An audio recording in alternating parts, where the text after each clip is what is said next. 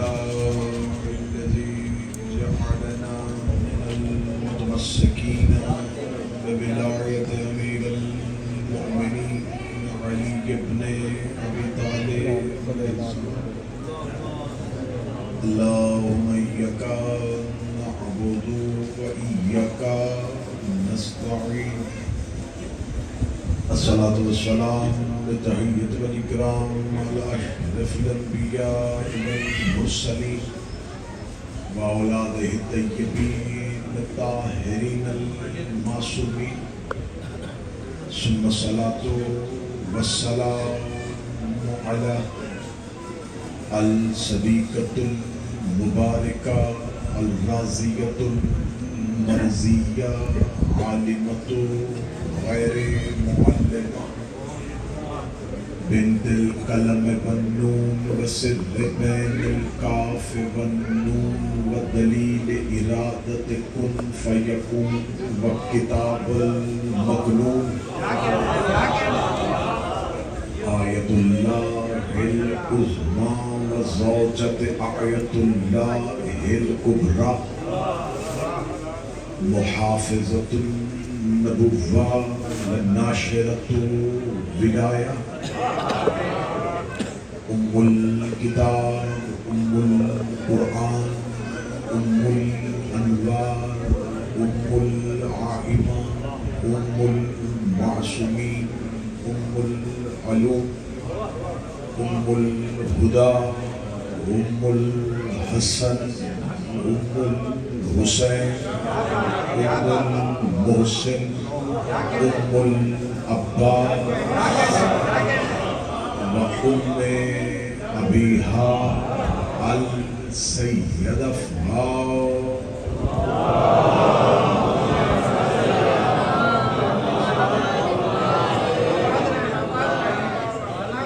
ولعن الله تعالى على أعدائهم أجمعين. أما بعد، فقد قال الحق سبحانه وتعالى في كتابه المجيد وفرقانه الحميد: بسم الله الرحمن الرحيم. وإذ ابتلى إبراهيم ربه بكلمات فأتمهن قال إني جاعلك للناس إماما قال ومن ذريتي قال لا ينال عهد الظالمين.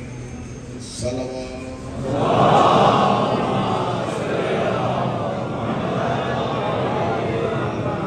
دعائے مالکان ذکر بارگاہ ذکر میں وارثان ذکر کے روبرو بندگان ذکر کا پیش ہونا قبول. آقازادی عیسائی اس کوشش اس کاوش کو اپنی بارگاہ میں منظور و مقبول فرمائے. میرا مالک اس صفحہ اعضاء کا اہتمام و انسلام کرنے والے برادر ذی وقار جناب سید تصور حسین زیدی صاحب، ان کے دوست احباب عزیز و احبا، ان کی توفیقات خیر میں اضافہ. ہمارے بہت ہی بہترین پڑھنے والے برادران، میری مراد حسنین بھائی، وجیہ الحسن بھائی، سونو بھائی، رجب بھائی، مولا ان سب کی زبان میں مزید حسین ان کا نام ہمیشہ مولا کے خدمت گزاران میں رہے. سفیر اعزاز جناب سید میر صاحب کی میرا مالک صحت کے ساتھ دراز عمر. آپ جتنے بھی احباب مالک کے حضور مانگنے کے لیے آئے ہیں جو ہمارے حق میں بہتر ہے، مادر حسنین کے حق کا واسطہ وہ قبول و منظور ہے. جو آ چکے ہیں میرا مالک انہیں بار بار یہ سعادت نصیب. جو نہیں آ سکے ان کے لیے اسباب مہیا. جہاں ہمارے وجود پہنچے ہیں یہیں سے ہماری روحوں کو اٹھنے کی توفیق. ہمیں ہمیشہ ہمیشہ کربلا نصیب، ہمیں عرفان حسین نصیب. دعاؤں کی قبولیت کے لیے مل کے ممکنہ حد تک بلند صلوات.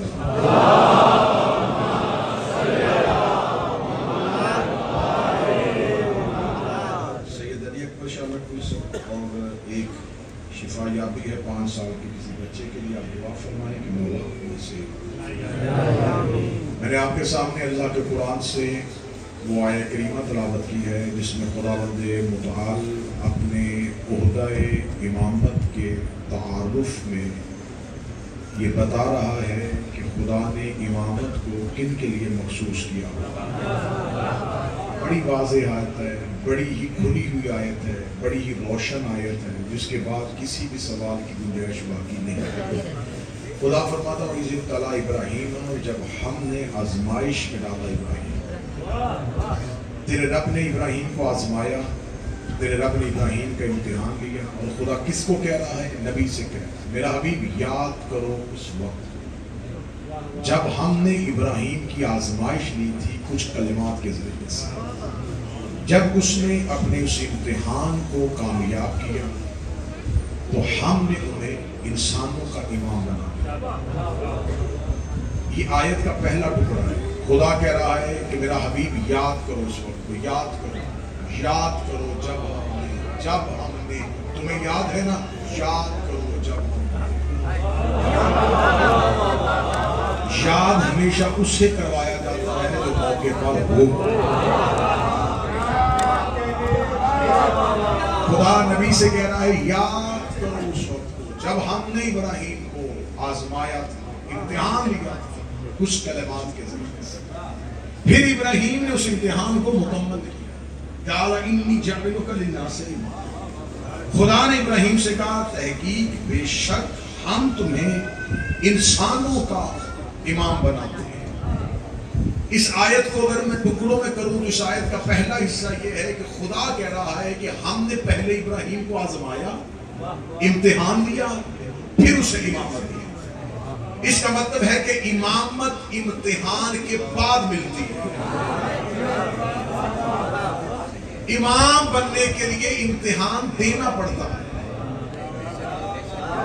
جس کو بھی امام مانو، ہمیں منوانا چاہو، ہم ماننے کے لیے تیار ہیں، لیکن اس نے امتحان دیا ہو.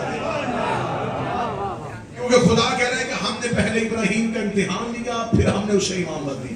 ابراہیم پہلے نبی بھی تھے، ابراہیم کے پاس نبوت بھی تھی، ابراہیم کے بعد خلت بھی تھی، ابراہیم خلیل اللہ بھی تھے، نبی اللہ بھی تھے. اور کبھی بھی امتحان کے بعد کم عہدہ نہیں دیا جاتا، برتر عہدہ دیا جاتا ہے، اچھا عہدہ دیا جاتا ہے. خدا نے نبوت اور خلت کے بعد ابراہیم کو امامت دی ہے. اس کا مطلب آیت چیخ کے بتا رہی ہے کہ امامت نبوت سے کم تر عہدے کا نام نہیں، افضل عہدے کا نام. تمہید میں آپ ساتھ دیں گے، تمہید میں. اس کا مطلب ہے کہ امامت کم تر عہدہ نہیں، افضل ہوتا ہے جو ابراہیم کو امتحان کے بعد ملا. اور خدا کہتا جب ہم نے ابراہیم کو آزما لیا، ابراہیم اپنے امتحان میں کامیاب ہو گئے، پھر ہم نے کہا انی جاعلک للناس اماما، ہم تمہیں میں تمہیں انسانوں کا امام بنا رہا ہوں. امامت دینے لگا تھا اللہ نے یہ نہیں کہا ابراہیم زمین پہ چلے جانا، اپنے دوستوں سے کہہ دینا، وہ مل کے مشورہ کریں اور وہ تمہیں امام بنا دے. خدا نے کہا انی جاعلک، میں تمہیں بناؤں گا. اس میں فاعل کا صیغہ ہے، میں تمہیں بناؤں گا. امام جب بھی بناتا ہے اللہ بناتا ہے، امام جب بھی بناتا ہے اللہ بناتا ہے. اور خدا نے ابراہیم سے کہا میں تمہیں امامت دے رہا ہوں، لیکن یہ نہ ذہن میں رکھنا کہ میں تمہیں امامت جو ہے وہ حدود و قیود کے بغیر دے رہا ہوں. میں تیری امامت کو محدود کر رہا ہوں، تجھے امام بنا رہا ہوں لیکن صرف انسانوں کا. تمہیں امامت دے رہا ہوں صرف انسانوں کی. اس کا مطلب ابراہیم امام تھے لیکن صرف انسانوں کے. انسانیت ختم، ابراہیم کی امامت ختم. اللہ نے ہر نبی کو پوری دنیا کا نبی نہیں بنایا. کوئی شہر کا نبی، کوئی قبیلے کا نبی، کوئی خاندان کا نبی، کوئی اپنے علاقے کا نبی. حتیٰ کہ حضرت عیسیٰ کے پاس ید بیضا کا معجزہ تھا. یہ آنکھوں کو شفا دے دیتا تھا، یہ نبینا کو آنکھیں دے دیتا تھا، یہ مادرزاد اندھے کو آنکھیں دے دیتا. ایک شخص آیا حضرت عیسیٰ کے پاس، اے نبی اللہ میری آنکھیں نہیں. عیسیٰ نے ہاتھ پھیرا، اس کا تیری نبوت کی قسم آنکھیں اب بھی نہیں ملی. فرمایا اللہ معجزہ واپس تو نہیں ہوا؟ فرمایا معجزہ واپس نہیں ہوا، بندہ بنی اسرائیل کا نہیں ہے. تیری نبوت بنی اسرائیل تک ہے. عیسیٰ بنی اسرائیل کا نبی ہے. ابراہیم انسانوں کا امام ہے. جس دروازے پہ ہم بیٹھے ہیں یہاں امامت کی کوئی شرط نہیں ہے. انسانیت ختم، ابراہیم کی امامت ختم. حسین نے زمین پہ آتے ہی سب سے پہلے فدرس کو عرش سے فرش پہ بلایا اور اسے شفا دے کے بتا دیا زمین پر بھی حسین امام ہے، عرش پر بھی حسین.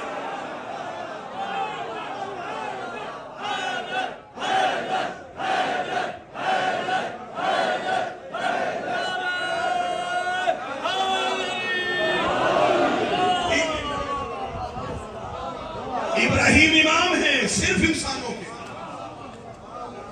حسین صرف انسانوں کے نہیں. فطرت کو وہاں سے بلایا،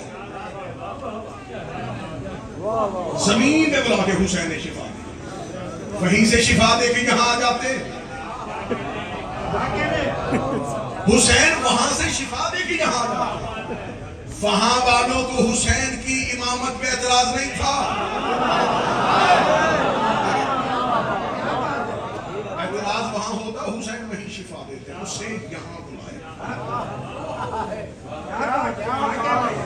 ہم نے تمہیں انسانوں کا امام بنایا. کس کو؟ ابراہیم کو. انسانیت ختم، ابراہیم کی امامت ختم. جب حضرت ابراہیم کو امامت مل گئی، حضرت ابراہیم نے کہا ہمیں ضروریت تھی، یہ جو امامت مجھے دی ہے یہ میری ضروریت میں بھی رہے گی. خدا کا نسل میں امامت چاہتا ہے، ہاں لا ینال احد الظالمین، رکھوں گا لیکن ظالم کو کوئی وعدہ نہیں کروں گا. میں امام ظالم کو نہیں بناؤں گا. تیری ضروریت میں امامت رکھ دوں گا لیکن یہ عہدہ ظالم کو نہیں ملے گا. جھگڑے ختم ہو جاتے ہیں اگر قرآن کسی آیت سے مولوی متفق ہو جائے. آیت کا پہلا ٹکڑا بتا رہا ہے کہ امامت امتحان کے بعد ملتی ہے، دوسرا ٹکڑا بتا رہا ہے کہ امام صرف اللہ بناتا ہے، تیسرا ٹکڑا بتا رہا ہے کہ امامت صرف نسل ابراہیم میں رہے گی. میں دنیا میں اعلان کرتا پھر رہا ہوں جسے امام بنوانا بنواؤ لیکن ہو ابراہیم کی اولاد میں سے، کیونکہ اللہ نے وعدہ ہی نسل ابراہیم سے کیا. میں ضروریت ہی تیری ضروریت میں رکھوں گا لیکن یہ ظالموں کو میں امام نہیں بناؤں گا. ظالم کبھی امام نہیں ہو سکتا، ظالم کبھی امام نہیں ہو سکتا. اللہ نام نہیں دیتا، اللہ خصلتیں بتاتا ہے. خدا نے بتا دیا ہے کہ ظالم کبھی امام نہیں ہوتا. اب جاؤ جا کے علماء اسلام کے سروں پہ قرآن رکھ کے پوچھو ظلم کی تعریف کیا ہے. ظلم اکبر بھی ہوتا ہے، ظلم اصغر بھی ہوتا ہے، یہ کبائر بھی ہوتے ہیں، یہ صغائر بھی ہوتے ہیں. ظلم کسی کو تھپڑ مارنے کا نام ظلم نہیں، کسی کو تکلیف دینے کا نام ظلم نہیں. علماء نے متفقہ طور پہ جو اس کا ترجمہ کیا ہے وہ یہ ہے کہ کسی کا حق ہو اس سے چھینو، اسے ظلم کہا جاتا ہے. کسی کا حق ہو اسے چھینو، اسے ظلم کیا جاتا. لو شاہراہ سدرہ پہ فیصلہ ہو گیا. اللہ کہتا ہے میں ظالم کو امام نہیں بناتا، اور علماء کہتے ہیں جو کسی کا حق چھینے وہ ظالم ہوتا ہے. جو تیرا میرا حق چھینے وہ امام نہیں ہو سکتا. تو جو بدول کا حق چھینے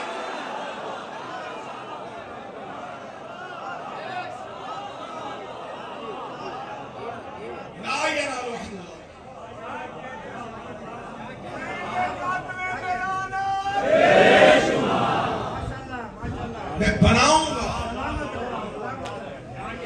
لیکن ظالم کبھی امام نہیں. یہ ہے ہمارے پاس امامت کا منصب. ہم شیعہ مرضی سے امام نہیں بناتے. امتحان دیا ہو، اللہ نے بنایا ہو، نسل ابراہیم میں سے ہو اور ظالم نہ ہو. ہم اتنے شریعت کے پابند لوگ ہیں، ہم پیش نماز بھی شرطوں والا رکھتے ہیں.